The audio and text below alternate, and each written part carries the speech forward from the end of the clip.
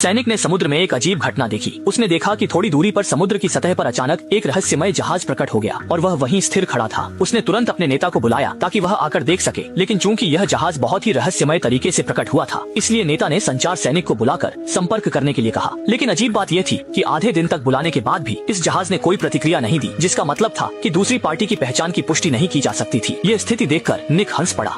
उसने अनुमान लगाया कि उनकी जगह लेने के लिए आया रोटेशन शिप है, लेकिन नेता ने बिना कुछ कहे तुरंत अलार्म बजा दिया और युद्ध की तैयारी का आदेश दिया। अलार्म की आवाज पर इंजीनियरिंग सैनिक ओल्ड बाय जल्दी से आ गया। हालांकि सभी के चेहरे पर उलझन थी, लेकिन सैन्य आदेश से वे केवल बिना शर्त आदेश का पालन कर सकते थे। तोप का मुंह समायोजित कर उस रहस्यमय जहाज पर निशाना साधा और दूसरी पार्टी से संपर्क जारी रखा, लेकिन फिर भी कोई प्रतिक्रिया नहीं मिली और दूसरी पार्टी तोप की रेंज से बाहर थी। नेता ने संकोच किया, लेकिन फिर भी तय किया कि जहाज की उत्पत्ति पता लगाएं ताकि मित्र सेना को नुकसान न हो। उसने अपनी पिस्तौल निकाली और निक को अकेले जांच करने कहा। हालांकि निक तैयार नहीं थी, लेकिन सोचकर कि चौकी में 4 लोग हैं, नेता को कमान संभालनी है, उसने हिम्मत जुटाई और मोटर बोट पर बैठ गई। लेकिन जैसे वह जहाज के करीब पहुंची, निक ने देखा कि यह वही जहाज है जिसका वे इंतजार था। पर अजीब बात थी कि जहाज पर कोई सैनिक नजर नहीं आ रहे थे और पूरा जहाज बुरी तरह से क्षतिग्रस्त था। यह किसी पौराणिक भूतिया जहाज की तरह हो।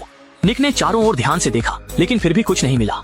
थोड़ी सोच विचार के बाद उसने जहाज पर चढ़कर जांच करने का निर्णय लिया। डेक पर पहुंचकर उसने टीम लीडर को स्थिति की जानकारी दी और फिर अंदर जाकर जांच करने की योजना बनाई। लेकिन तभी वॉकी टॉकी से शोरगुल की आवाजें आने लगी। अनावश्यक परेशानी से बचने के लिए निक ने तुरंत वॉकी टॉकी बंद कर दिया। हालांकि जहाज के केबिन का दृश्य और भी चौंकाने वाला था। सब जगह बिखरा हुआ था और जहाज के इलेक्ट्रॉनिक उपकरण खराब थे। पास के पानी के गिलास पर जाले लगे हुए थे। ऐसा लग रहा था कि इस जहाज पर कई महीनों से कोई गतिविधि नहीं हुई थी। निक को समझ नहीं आ रहा था कि यहाँ क्या हुआ और जहाज के लोग कहाँ गए। निक ध्यान से सुराग ढूंढने लगा और फिर उसने देखा कि जहाज पर बड़ी मात्रा में खाद्य आपूर्ति रखी हुई थी। उसने एक अन्य कमरे में 4 सुसज्जित युद्ध पैकेज पाए। टीम लीडर को वॉकी पर निक की प्रतिक्रिया नहीं थी और उसने अनुमान लगाया कि निक अब जीवित नहीं है, इसलिए वह तुरंत लंबी दूरी के परमाणु हथियार का उपयोग करने की तैयारी करने लगा, उस जहाज को नष्ट करने। लेकिन हथियार सक्रिय करने के लिए 2 चाबियों की जरूरत थी, जिनमें से एक उसके पास थी और दूसरी शाओमी के पास थी। फिर टीम लीडर ने शाओमी से चाबी मांगी। शाओमी का मानना था कि अभी इसे सक्रिय करना जल्दबाजी होगी, लेकिन टीम लीडर की जोरदार मांग के चलते उसे चाबी सौंपनी पड़ी।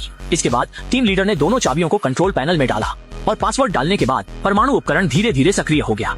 अब केवल लॉन्च बटन दबाना बाकी था और जहाज पूरी तरह से नष्ट हो जाता। इस समय टीम लीडर ने अंतिम कॉल करना शुरू किया और इस तरफ निक ने भोजन करने के बाद वॉकी टॉकी चालू करने की याद आई।